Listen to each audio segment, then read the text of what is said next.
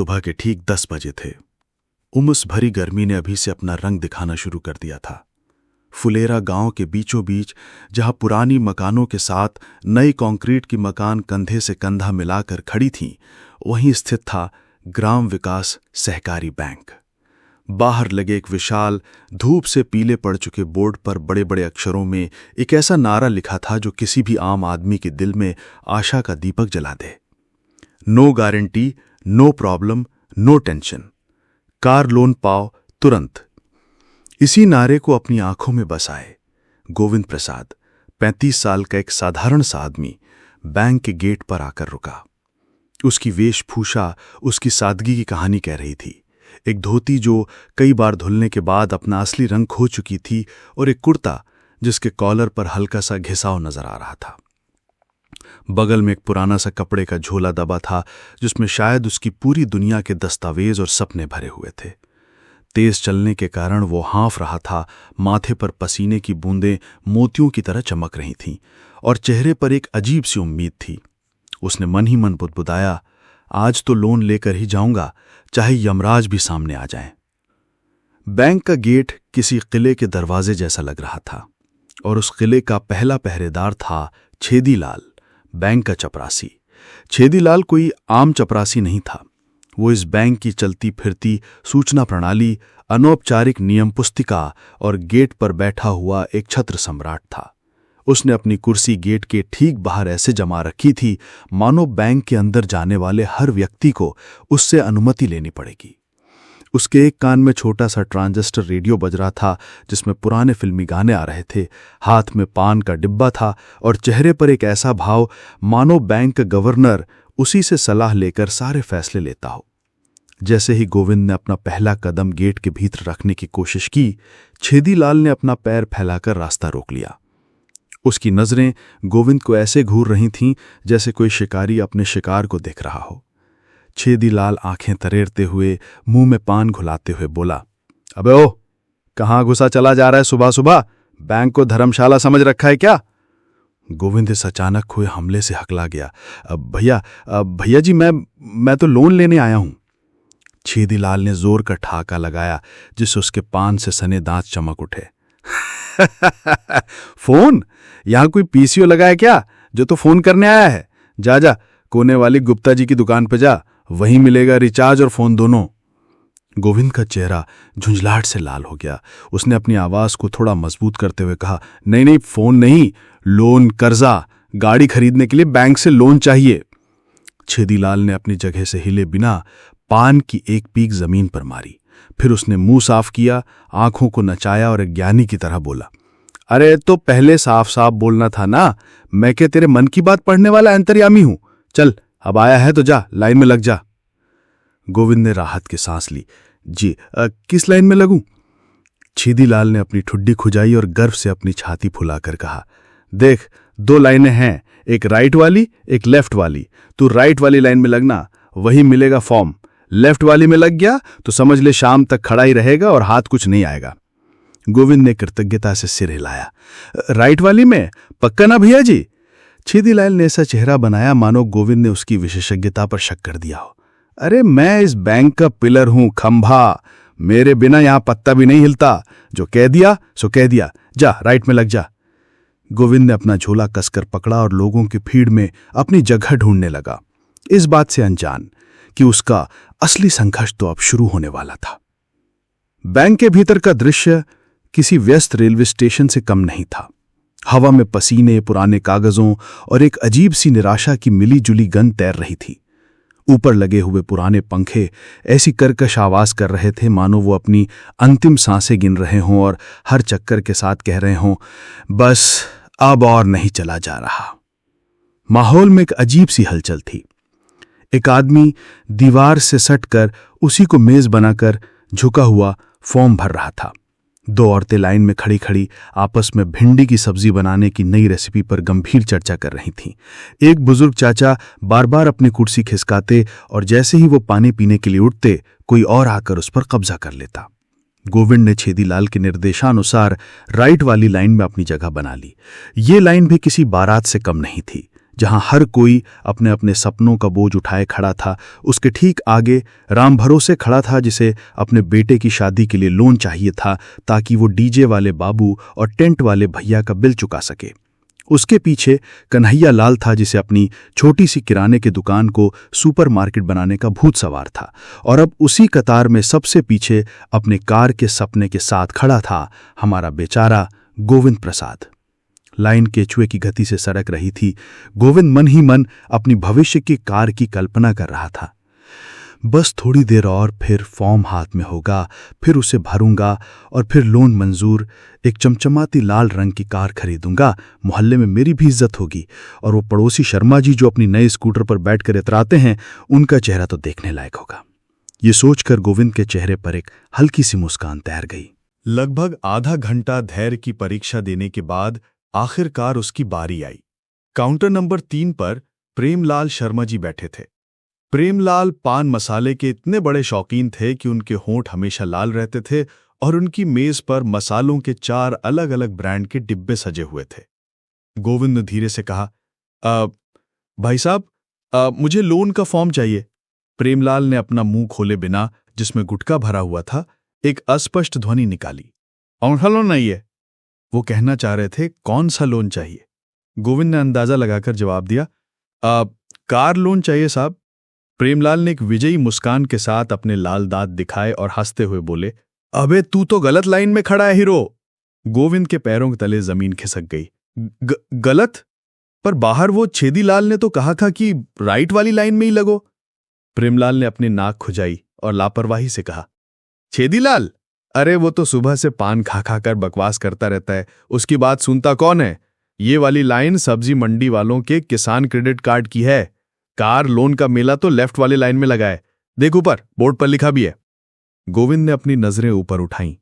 धूल जमी हुई एक प्लेट पर सचमुच लिखा था, कार लोन एवं अन्य वाहन ऋण हेतु कृपया बाएं तरफ कतार में लगें। उसने अपने माथे पर हाथ मारा और बड़बड़ाया, अरे ये छेदीलाल तो मेरे साथ खेल गया, उसने तो मेरी सुबह ही खराब कर दी। प्रेमलाल ने मुंह से गुटके की पीक थुकदान में फेंकते हुए कहा, जा भाई अब लेफ्ट में लग जा, टाइम खराब मत कर, अगला। बेचारा गोविंद अपनी सारी उम्मीदों का बोझ उठाए लाइन से बाहर निकल गया। पसीना और झुंझलाहट दोनों उसके चेहरे पर साफ झलक रहे थे। सुबह सुबह इतनी मेहनत करके आया और अब फिर से उतनी ही लंबी लाइन में लगना पड़ेगा। ये बैंक है या कोई भूल भलैया? उसने अपना झोला वापस कंधे पर डाला और लेफ्ट वाली लाइन की ओर चल पड़ा, जो राइट वाली से भी ज्यादा लंबी और डरावनी लग रही थी। गोविंद प्रसाद अब लेफ्ट वाली कतार में खड़ा था। इस बार उसने अपनी आंखों से 3 बार बोर्ड पढ़ा था। मन ही मन खुद को तसल्ली दी, हाँ अब तो सही जगह हूं, इस बार कोई गलती नहीं होगी। ये लाइन अमेज़न की जंगल की तरह घनी और लंबी थी, लेकिन अब उसे उम्मीद थी कि मंजिल पास है। इस नई लाइन में भी एक से बढ़कर एक नमूने खड़े थे। उसके सामने वाला आदमी बता रहा था कि उसे सेकंड हैंड कार के लिए लोन चाहिए क्योंकि नई वाली में वो फील नहीं है। एक और नौजवान कह रहा था कि उसे कार नहीं बुलेट चाहिए, लेकिन उसे किसी ने बताया था कि फॉर्म वही चलेगा। एक चाचा तो इतने उत्साहित थे कि कह रहे थे अगर ट्रैक्टर लोन नहीं मिला तो कार लोन से ही ट्रैक्टर खरीद लेंगे, सरकार को क्या पता चलेगा। गोविंद सोच रहा था, वाह रे दुनिया, ये लोग बैंक में आए हैं या किसी कबाड़ी बाजार में मोलभाव करने। धीरे धीरे, बहुत धीरे धीरे कतार आगे बढ़ रही थी। हर बार जब कोई आदमी काउंटर से एक पीला सा फॉर्म लेकर विजयी मुस्कान के साथ लौटता, गोविंद के दिल में नया जोश भर जाता। बस अब मेरी बारी है, फॉर्म हाथ में आएगा, फिर घर जाकर सुकून से भरूंगा और अगले हफ्ते तक तो शर्मा जी के बगल में मेरी भी कार खड़ी होगी। ये सोचकर उसने अपना झोला और कसकर पकड़ लिया। घड़ी ने ठीक 1 बजे का घंटा बजाया, जैसे किसी अनहोनी का संकेत दे रही थी। तभी काउंटर नंबर 5 पर बैठा क्लर्क श्याम सुंदर मिश्रा अपनी कुर्सी से ऐसे खड़ा हुआ जैसे सामने मंत्री जी आ गए हों। उसने अपना गला खंखारा और एक सरकारी ऐलान वाली ऊंची आवाज में कहा, सुन लो भाई लोगों, ध्यान से सुनो, अब लंच ब्रेक का समय हो गया है। काउंटर ठीक 1:30 बजे खुलेगा, तब तक सब लोग धैर्य बनाए रखें और शांति का परिचय दें।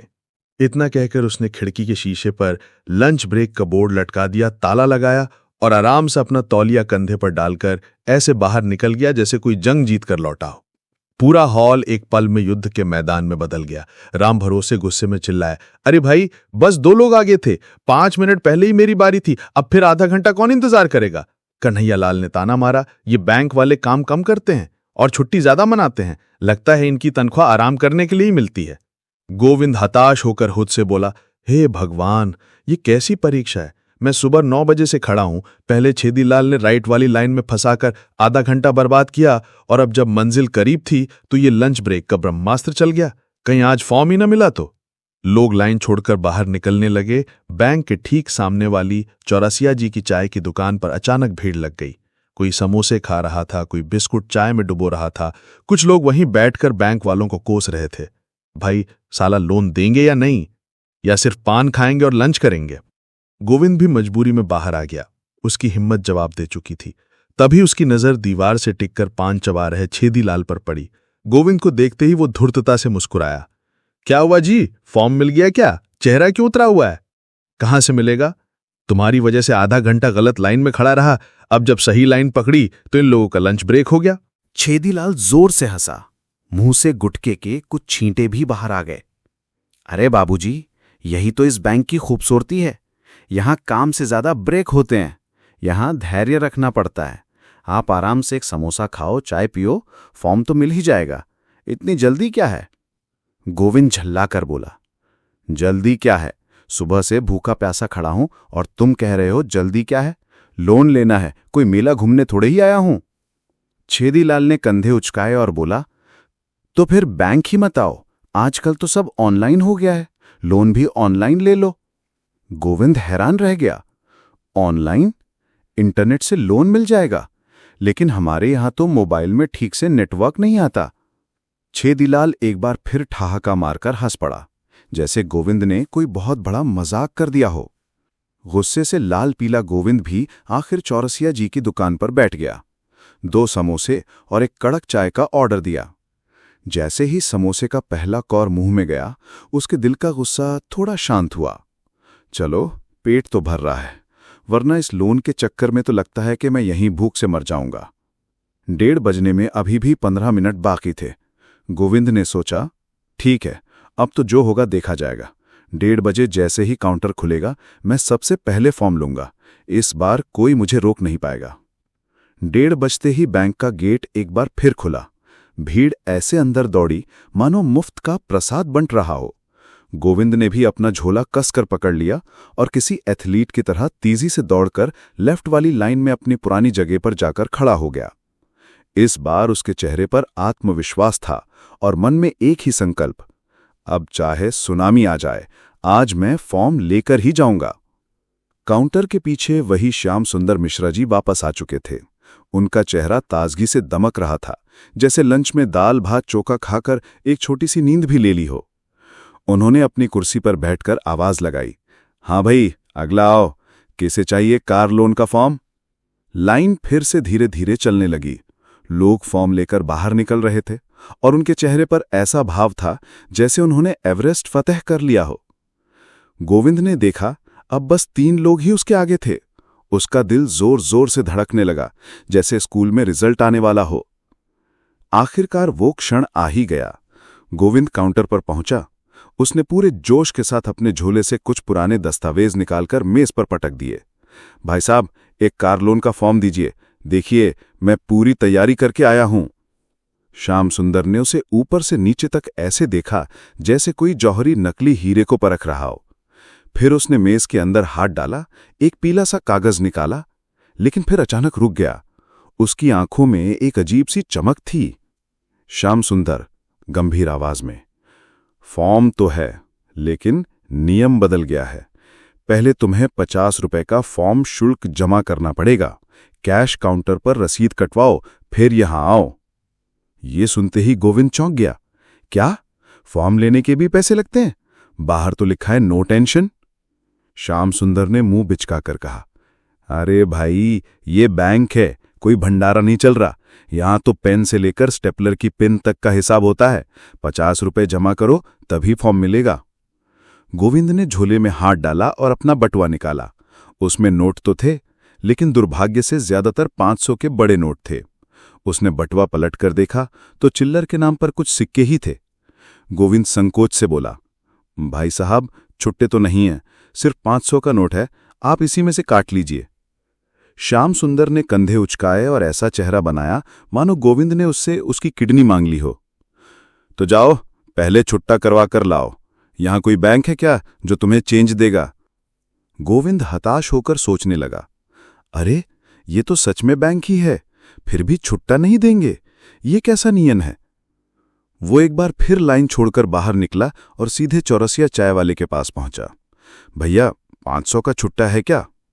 चाय वाले ने हंसते हुए कहा, बाबूजी, अगर मेरे पास 500 का छुट्टा होता तो मैं यहां चाय बेचता कि नोटों का गोदाम खोल के बैठ जाता? फिर उसने पान वाले से पूछा। पान वाले ने मुंह फुलाकर जवाब दिया, छुट्टा? अभी अभी तो वो छेदीलाल मुझसे 100 रुपए उधार लेकर गया है, मेरे पास कहां से आएगा? गोविंद परेशान होकर सड़क के हर दुकानदार से पूछने लगा, लेकिन हर जगह से एक ही जवाब मिला, छुट्टा नहीं है। वो लगभग हार मान चुका था। तभी किसी फिल्म के हीरो की तरह पीछे से छेदीलाल प्रकट हुआ, हाथ में पान और चेहरे पर वही शरारती मुस्कान। क्या हुआ बाबूजी, बड़े परेशान लग रहे हैं, छुट्टे नहीं मिल रहे क्या?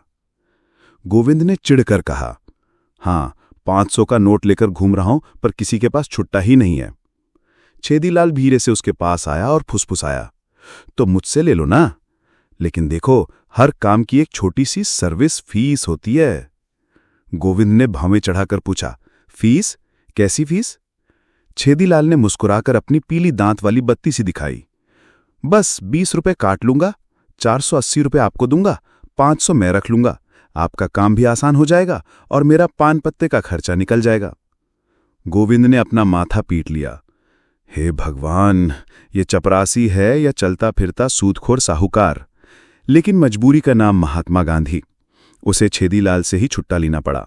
20 रुपए की सर्विस फीस चुकाकर उसने 480 रुपए हाथ में लिए। आखिरकार गोविंद फिर से लाइन में खड़ा हुआ और 50 रुपए जमा करके फॉर्म हासिल कर ही लिया।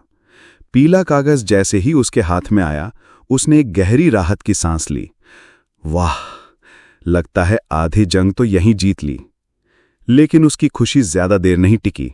श्याम सुंदर ने मुस्कुराते हुए एक और बम फोड़ा। ध्यान रहे बाबूजी, फॉर्म भरने के बाद आपको 2 गवाहों के दस्तखत भी लाने होंगे, और गवाह कोई सरकारी कर्मचारी होना चाहिए। बिना गवाह के फॉर्म अधूरा माना जाएगा और सीधे रद्दी की टोकरी में जाएगा। गोविंद का चेहरा फिर से उतर गया। उसके हाथ में फॉर्म तो था, लेकिन ये किसी अधूरे नक्शे जैसा लग रहा था, जिसकी मंजिल अभी भी बहुत दूर थी। वो फॉर्म हाथ में लिए सोचने लगा, गवाह? मैं कहां से लाऊंगा 2 सरकारी गवाह? मेरे मोहल्ले में तो कोई सरकारी नौकरी वाला मुझसे बात भी नहीं करता। लगता है ये लोन लेना आसान नहीं, ये तो किसी महाभारत के चक्रव्यूह से कम नहीं है। बाहर खड़ा छेदीलाल उसे देखकर दूर से ही आवाज दे रहा था, बाबूजी, गवाह चाहिए तो नाम बताना, दाम लगेंगे पर काम पक्का होगा। गोविंद ने आसमान की ओर देखा और बुदबुदाया, हे भगवान, आखिर ये बैंक है या जालिमों का अड्डा? उसे लग रहा था कि कार का सपना अब उससे मीलों दूर जा चुका है। अगला भाग जल्द आएगा।